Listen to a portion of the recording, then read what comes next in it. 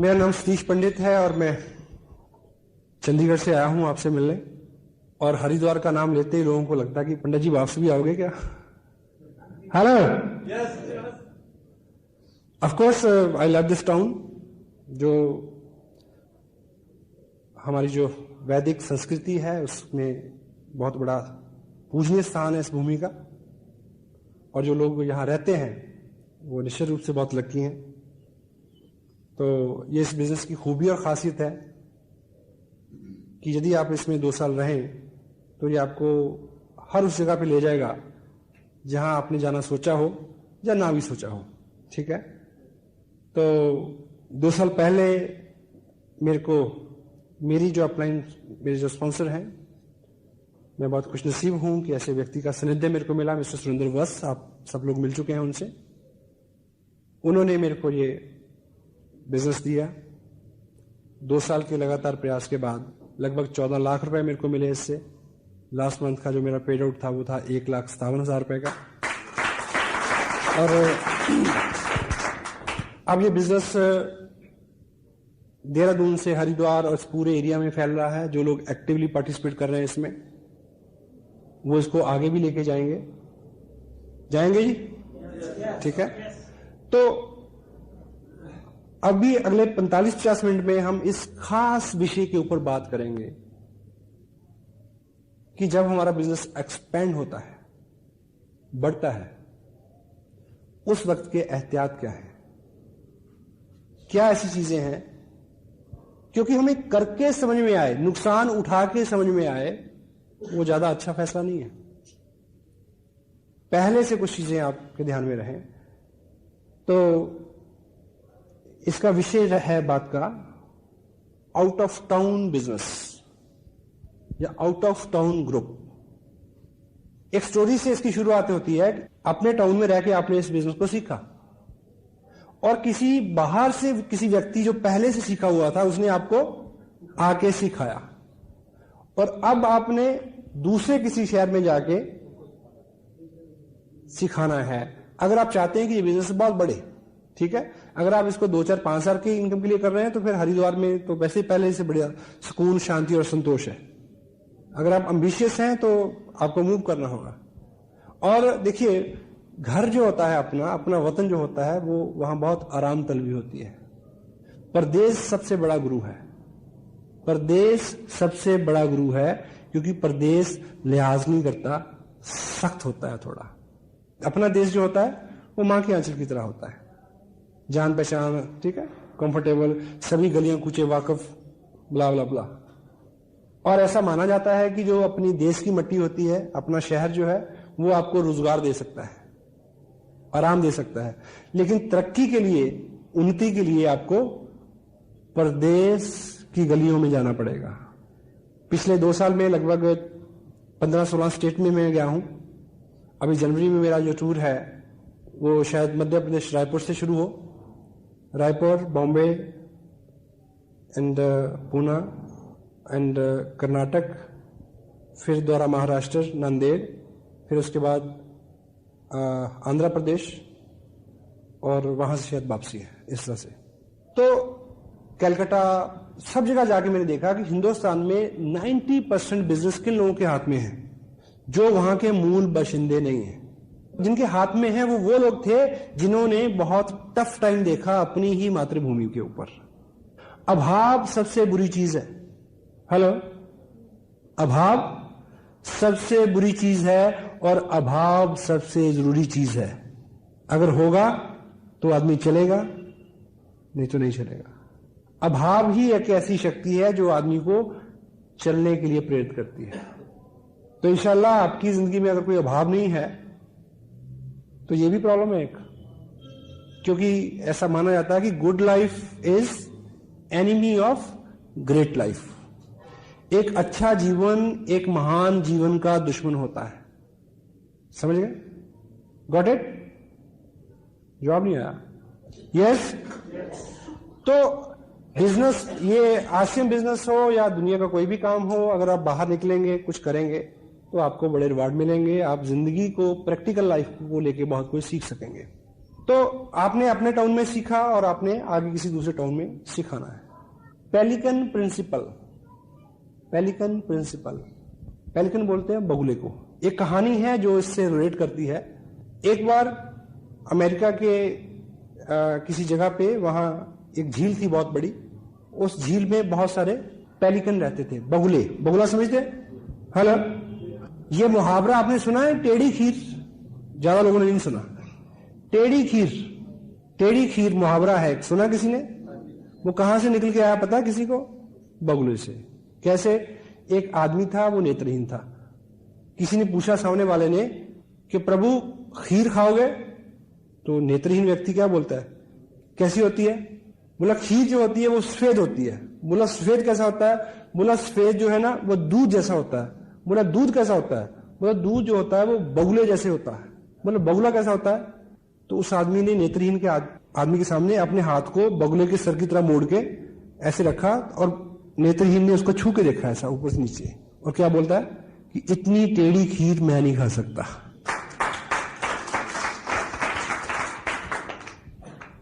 उस झील पे बहुत सारे क्या रहते थे? पेलिकन रहते थे, बगुले रहते थे, और वो वहीं से मछली पकड़ते थे, खाते थे, और उनका जीवन चल रहा था। बीच में क्या हुआ कि उस झील पे किसी कंपनी को बहुत बल्क में मछलियां पकड़ने का कॉन्ट्रैक्ट मिल गया। कई टन मछली रोज पकड़ी जा रही थी। तो जब कई टन मछली रोज वहां से उठेगी तो तट के ऊपर सैकड़ों मछलियां बिखरी रहेंगी। तो वो सारे जो बगुले थे वो तट से ही खाने लगे, अंदर जाके मछली पकड़ना उन्होंने छोड़ दिया। तो वो लंबा कई साल का काम था। वो जो पेलिकन थे उनके बच्चे हो गए, उन्होंने भी सेम किया, फिर उनके बच्चे, कई पीढ़ियां गुजर गई तट से उठा के खाना खाते खाते। इसी बीच इन्वायरमेंट सोसाइटी ने रोक लगा दी इस पे कि मछली पकड़ना बंद। जैसे मछली पकड़ना बंद हुआ तो तब तक ये सारे पेलिकन जो थे ये मछली पकड़ना भूल चुके थे। अब भूल चुके थे तो वो मरना शुरू हो गए।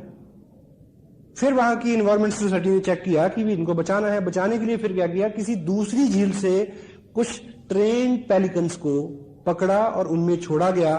वो जब मछली पकड़ते थे तो उनको देख के उन्होंने सीखा कि मछली कैसे पकड़ते हैं। Got it? तो you are the trained pelican, और बाहर जाके आपने किसी को सिखाना है कि हाउ टू फिश। और दूसरी तरह से हम सोचें कि जिन लोगों को तट से उठा के खाने की आदत हो गई है, यानी जिन लोगों को पिताजी का कमाया हुआ खाने की आदत हो गई है, वो जैसे ही पिताजी का खत्म होगा वो मरना शुरू हो जाएंगे। हेलो, इससे पहले कि पिताजी का कमाया खत्म हो, हम सीख लें कि कैसे पकड़ना है। ठीक है?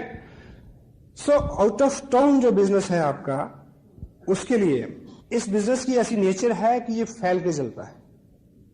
आप कोशिश भी करेंगे कि आपने हरिद्वार से शुरू किया है और हरिद्वार में रहे, तो आप रोक नहीं पाएंगे। Sometime it goes, sometime you lead. कभी तो ये अपने आप जाएगा और आपने उसको फॉलो करना है, कभी आप स्वयं लेके जाएंगे। क्योंकि अगर आप महत्वाकांक्षी हैं, बड़ा बिजनेस करने, देहरादून में मैं लेके आया था, आया मैं बाई चांस था, ठीक, लाइक दिस। और आउट ऑफ टाउन बिजनेस के लिए क्या बोलते हैं, it is hard to build, it is hard to build but easy to maintain. शहर से बाहर इस बिजनेस को एस्टेब्लिश करना शुरू में मुश्किल जरूर है, लेकिन बाद में इसको मेंटेन करना बहुत आसान है। क्योंकि अपने शहर में मान लीजिए आप 50-100 डिस्ट्रीब्यूटर हैं, ठीक है, तो जरा जरा सी बात के लिए वो आपको अप्रोच करेंगे। मां पास होती है तो बच्चे मम्मी मम्मी चलाते हैं। जब मां पास नहीं होती तो उनको पता होता है कि भी आप खुद ही करना पड़ेगा। शुरू में मैं आया रहा 3 दिन 4 दिन, मैंने काफी काम किया, और पिछले कई महीने मैंने ऐसा भी देखा कि मैंने महीने में सिर्फ 4 घंटे का टाइम दिया, चिल्लाते रहे, मैं कोई बात नहीं, सीख जाओगे। Anyway, so out of town business it is hard to, ये थोड़ा मुश्किल है करना, लेकिन उसको बाद में उसके रिवार्ड बहुत बड़े हैं। मेंटेन करना बहुत आसान है उसको। वाई? बाहर जाके करेंगे तो क्या फायदे रहेंगे आपको, यानी उसकी उपयोगिता क्या है? Number 1, you always feel more effective. शहर से बाहर आप करेंगे तो वहां जाके आप ज्यादा इफेक्टिव महसूस करेंगे, क्योंकि वहां हिचनी होगी, ठीक, वहां थोड़ा सा आप कंफर्टेबल फील करेंगे, अनजान लोग हैं, ठीक है, ऐसा रहता है, अपने शहर में रहता है थोड़ा सा, ठीक है। You feel more effective out of town अगर करेंगे तो। Second one is you can work as a third party. बाहर जब जाते हैं आप, तो आप उन लोगों के लिए एक थर्ड पार्टी है कि क्या, कि बाहर से एक व्यक्ति आया है, देहरादून से एक व्यक्ति आया है, लाइक, ठीक। The next one is edification. अगर मैं हरिद्वार को बिलोंग करता तो शायद आप इस तरह से बैठ के मेरे को नहीं सुनते। पहले से लोगों को बोला कि चंडीगढ़ से कोई व्यक्ति आ रहा है ना, तो अपने आप में उसमें थोड़ा सा वजन आ जाता है, तो आप ऑटोमेटिक एडिफाई हो जाएंगे। यदि आप आउट ऑफ टाउन जाएंगे तो ज्यादा कदर होगी आपकी, और आप इसलिए कदर नहीं चाहते कि आप अंदर से गुदगुदी हो आपको, इसलिए कि आपका काम हो, लोग आपको गौर से सुने, आपकी बात माने। तो out of town you always automatic edified yourself. Next one is you can heap more energy. जब आप शहर से बाहर जाएंगे तो अपने शहर में 10 दिन में जितना काम करते हैं वो 2 दिन में कर सकेंगे। क्यों? क्योंकि आपको पता होगा कि मैं 700 किलोमीटर चल के आया हूं, 2 दिन छुट्टी ली, इतने पैसे खर्च किए, तो वो सारा आपका सारा काम फोकस्ड होगा। हेलो, फोकस्ड काम, बहुत सारी एनर्जी आ जाएगी और उसका आपको लाभ भी रहेगा। तो इस तरह की चीजें हैं। और बाहर जाके देहरादून में एक बीज 2 साल पहले 22 महीने पहले रोपा गया था, आज बहुत बड़ा बिजनेस है, उसको मेंटेन करना भी आसान है। और जहां मैं रह रहा हूं वहां मैं ऐसा नहीं कर पाया आज तक। हेलो, हाँ जी, अपनी जगह पे कोई आदमी सीरियसली नहीं लेता अपनी, समटाइम इट हैपेंस। मैं ऐसा नहीं कह रहा हूं कि आप अपने शहर में बिजनेस ना करें, मैं कर रहा हूं। अपने लोग जो हैं वो आपको कभी भी सीरियसली नहीं लेते। तो 2 साल में अच्छा बिजनेस हुआ, सब लोगों तक मेरा नाम पहुंचा, मेरे अपने दोस्त रिश्तेदार सब लोगों के पास। तो चंडीगढ़ में एक एलडीपी थी, तो उसमें एक पुराने मित्र हैं, वो अपनी वाइफ के साथ आए, अभी अभी उन्होंने ज्वाइन किया है, तो हमारा परिचय पुराना है काफी। तो रात का प्रोग्राम था, मैं प्रोग्राम करके घर पे आ गया, तो सुबह सुबह उनका फोन आया कि आप अगली बार चंडीगढ़ कब आ रहे हो। मैं कहा बोलो, कि आपकी भाभी आपको मिलना चाहती है। मैं क्या हुआ? कहता भी वो तो बहुत इंप्रेस है तुमसे। मैं कहा यार मेरे वाली तो 10 साल में ना हुई मेरे से। बाहर आपका क्या रुतबा है, बाहर आपका आप लोग आपको किस तरह से ट्रीट करते हैं, आपके अपने लोग, घर के लोग, क्लोज फ्रेंड उस तरह से ट्रीट नहीं करते। That's why out of town ये चीज ज्यादा इफेक्टिवली काम करती है। तो यदि आपको आउट ऑफ टाउन बिजनेस करना है या करने की जरूरत पड़े, तो उसको लेके कुछ एहतियात हैं। अगर आप इनको नोट करें और काउंसिल करें जब भी। पहला काम, यदि आपने बाहर बिजनेस करना है, टाउन से बाहर करना है, सबसे पहला काम करना है काउंसिल अपलाइन। उनसे बैठ के पूछना है कि जाऊं या ना जाऊं। क्यों? क्योंकि यदि आपने बाहर जाके बिल्ड किया तो कोई ना कोई व्यक्ति पीछे चाहिए जो आपको रिप्लेस करे। आप 3, 4, 5 बार जाएंगे तो कोई व्यक्ति आपको रिप्लेस करेगा। मे बी आपकी अपलाइन अभी 6-8 महीने के लिए कहीं और एंगेज है, काउंसिल अपलाइन, वो उनका अनुभव है, वो बताएंगे क्राइटेरिया, सिटी कैसा है, कितनी आबादी है, लाइक, ठीक है, ट्रांसपोर्टेशन, नॉट मेनी थिंग्स। तो गंभीर बात है ये, बैठें डिस्कस करें। Council upline first. Next is affordability. यदि आपको आउट ऑफ टाउन बिजनेस करना है तो नेचुरली उसमें आपके खर्चे बढ़ेंगे। आप चेक करें आपका बजट, ताकि आप इस बिजनेस के बाहर से ही ना बैठ जाए। बिजनेस बहुत अच्छा है, कुछ लोग इसलिए नाकाम हो जाते हैं, इसलिए नहीं कि वो बिजनेस गलत है, इसलिए कि उन्होंने तरीका गलत अपनाया, नेगेटिविटी उससे आ गई। अफोर्डेबिलिटी, ये भी आपकी अपलाइन के साथ जब बैठेंगे तो वो आपको ठीक से समझा सकेंगे। Next is start from a big event. Out of town business करने का अच्छा तरीका यह है कि आउट ऑफ टाउन शुरू करने से पहले जहां करना है, वहां जिस व्यक्ति के साथ शुरू करना है, उसको किसी बहुत बड़े फंक्शन में बुला लें। उदाहरण के लिए मान लीजिए आपका एक क्लोज फ्रेंड, कजन हल्द्वानी में रहता है, ठीक। एक तरीका यह है कि आप सुबह बस पकड़े, हल्द्वानी जाएं, किट ले जाएं, ठीक है, उसको बताएं, ठीक, बला बला बला। ये बहुत लाइट अप्रोच है, अच्छा तरीका। अगर ये मौका हो तो अच्छा तरीका यह है कि 26 दिसंबर को उसको देहरादून बुलाएं। हाँ जी, आइडिया ऐसा दें कि वो सुने और सिंसियरली आ जाए।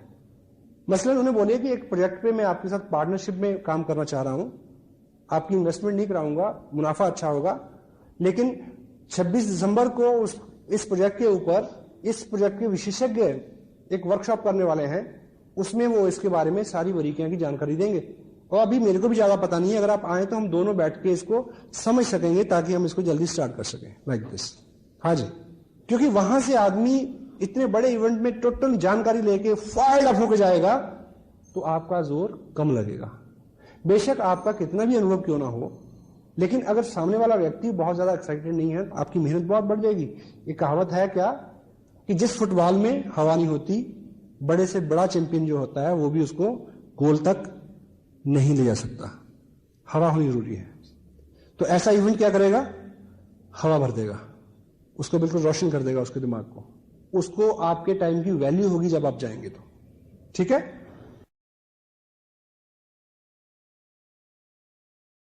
Start from a big event. Next is thumb rule है, अगर स्टार्ट कर दिया है 6 वीक पर वीक, 6 हफ्ते लगातार जाना है। हर हफ्ते की जगह आप 10 दिन का, 12 दिन का, 15 दिन का, वो आपकी अपलाइन बता सकती है डिस्टेंस के हिसाब से। लगातार आप गए, व्यक्ति मिला और उसने बहुत ज्यादा अच्छा रिस्पॉन्स नहीं दिया, 5-7-10 लोगों को मिलवाया, और अगली बार आप जाने से पहले पूछते हैं कि आऊं कि ना आऊं, वो क्या बोलेगा, मत आओ, जाओ। आपकी रेपो बनेगी, उन लोगों को समझ में आएगा कि कुछ ना कुछ जरूर है जब इतनी दूर से अगर ये लगातार आ रहा था। हेलो, वो आपकी रेपो बनाएगा। ये बिजनेस ऐसा नहीं है कि पहले आपको कुछ मिल जाए फिर आप करें, और दुनिया का कोई भी बिजनेस ऐसा नहीं है, और नेचर की कोई भी ऐसी पॉलिसी नहीं है कि पहले मिल जाए। कि साइकिल पे कब चढ़ूंगा, जब सीख जाऊं, दुकान कब खोलूंगा, जब गाहक आ जाए। 6 वीक पर week. Next is your time schedule for at least 6 month. अगर आपने किसी नए टाउन को डिसाइड किया है तो अपनी अपलाइन के साथ बैठ के वो आपको बता सकते हैं कि अगले 6 महीने का आपका टाइम शेड्यूल जो है वो उसी हिसाब से हो। Next, start from a strong person. Out of town business शुरू करें तो कोशिश करें कि एक मजबूत आदमी से शुरुआत करें। आप उसकी मजबूती जानने के लिए पहले उसके साथ कुश्ती लड़ें। हेलो, ऐसा नहीं। हमारे यहां मजबूती की केवल 2 क्वालिफिकेशंस हैं, और स्ट्रांग वो है जो एम्बिशियस है और पॉजिटिव है। ये आपको प्लान दिखाते ही पता चल जाता है। अगर वो एम्बिशियस है, पॉजिटिव है, तो वो स्ट्रांग है। हां, वो बाकी उसके अलंकार हैं कि अगर उसके पास अच्छा पैसा भी है, नाम भी है, ठीक है, लोगों में अच्छी रैपो भी है, एक अच्छा सर्कल भी है, वो एडिशनल क्वालिफिकेशंस है। अगर आदमी एम्बिशियस है और पॉजिटिव है, वो सारे काम कर लेगा, सारे इंतजाम कर लेगा। स्ट्रांग पर्सन, ठीक है। Next is check product availability first. Out of town आप बिजनेस कर रहे हैं तो सबसे पहले ये चेक करें, आपको नॉलेज ना हो तो आरसीएम टाइम देखें, वहां बात ना बने तो नेट पे चेक करें, वहां बात ना बने तो अपलाइन से पूछें, वहां बात ना बने तो कंपनी से बात करें। चेक फर्स्ट कि पिकअप सेंटर है। हां, अगर है भी तब भी जाने से पहले पिकअप सेंटर पे फोन करें कि क्या क्या प्रोडक्ट अवेलेबल है। मे बी आपके ग्रुप में परंपरा हो प्रीमियम किट से बिजनेस करने की और आप उसी से करवाना चाहें, वहां उस वक्त बाई चांस वो किट अवेलेबल नहीं हो। हेलो, हाँ जी, ये सब चीजें प्रोडक्ट की अवेलेबिलिटी चेक करें वहां। Second, check the system. जहां पिकअप सेंटर है वहां पे ग्रुप भी होगा, चेक करें। मीटिंग होती है, वीकली होती है, मंथली होती है, कितनी स्ट्रेंथ होती है, ये आपको आपकी अपलाइन भी बता सकती है। Okay, next one is cross line group की कोऑपरेशन लें। जहां पे आप बिजनेस करने जाते हैं वहां पे कोई ना कोई ग्रुप पहले काम कर रहा है, वो एक अलग ग्रुप है, उसको पराया ना समझे, उसको दुश्मन ना माने, उसको सहायक माने। अगर आप उनके प्रति अच्छा व्यवहार करेंगे, अच्छा बोलेंगे, ठीक है, तो उधर से आपको बहुत कोऑपरेशन मिलेगी। देहरादून के अंदर हम लोग हर संडे को मीटिंग करते हैं, वीकली मीटिंग, जहां पे 150-200 लोग बैठते हैं। यस, लेकिन कोई महापुरुष 600 किलोमीटर दूर से आता है और उसी दिन उसी टाइम अपने 15 लोगों की अलग मीटिंग करता है। हाँ जी, मकसद क्या है? बिजनेस करना है, बढ़ाना है। तो कोई दूसरा ग्रुप है वहां पे, उनकी सहायता लें। Next one is teach through tools. Tools के माध्यम से उनको सिखाएं जहां आप जाते हैं। क्यों? क्योंकि आपने तो 2 दिन रुकना है। हाँ जी, बाद में उनको कौन सिखाएगा? इसलिए जब उनको सिखाएं तो टूल्स की हेल्प से सिखाएं। थोड़ी सी जानकारी खुद दें, बाकी उनको अंकित करें कि इस किताब में बाकी है, इस टेप में है, कोट करें उसको। और 2 दिन आप रहते हैं तो उस 2 दिन की दिनचर्या में आप खुद उन नियमों का पालन करें, 8 कोर स्टेप्स, ताकि वो आपको देखें और सीखें। और आदमी का स्वभाव क्या है? वो करता है जो वो देखता है, वो नहीं करता जो आप कहते हैं। तो आप अगर किसी को जाके भाषण चढ़ेंगे कि टेप सुनो, किताब पढ़ो, प्रोडक्ट यूज करो, ठीक, और आप जैकेट डाले हुए हैं गुस्से वाली, ब्रूसली वाली, है, और आपके पास पेस्ट दूसरा है, और आप टेप सुन रहे हैं दलेर मेहंदी की, साढ़े नाल रहोगे तो ऐश करोगे, है। Teach through example and teach through tools, क्योंकि आपने आ जाना है और वो लोग उस पर निर्भर हों और उससे सीखें, ताकि आपका ग्रुप तेजी से आगे बढ़ सके। Next one is start A group, not a person. Start A group, not a person. Dehradun में आके मैंने अपने भाई साहब को ज्वाइन कराया था, पर मैंने अपने भाई साहब को नहीं शुरू कराया, मैंने ग्रुप शुरू किया। हेलो, उनके माध्यम से जो भी मिले उनके साथ काम किया। इसलिए जिस व्यक्ति को आप मिलते हैं, यदि वो शुरू में उतना ज्यादा कोऑपरेटिव नहीं है, उतना ज्यादा एक्साइटेड और एम्बिशियस नहीं है, डोंट वरी, उनके माध्यम से लोगों से मिले। Start A group, not a person. Promote your upline and everything. बाहर आप जाएं तो बातचीत के दौरान अपनी अपलाइन के बारे में अच्छा अच्छा बोलें, रिपीट करें, उनके थ्रू सिखाएं।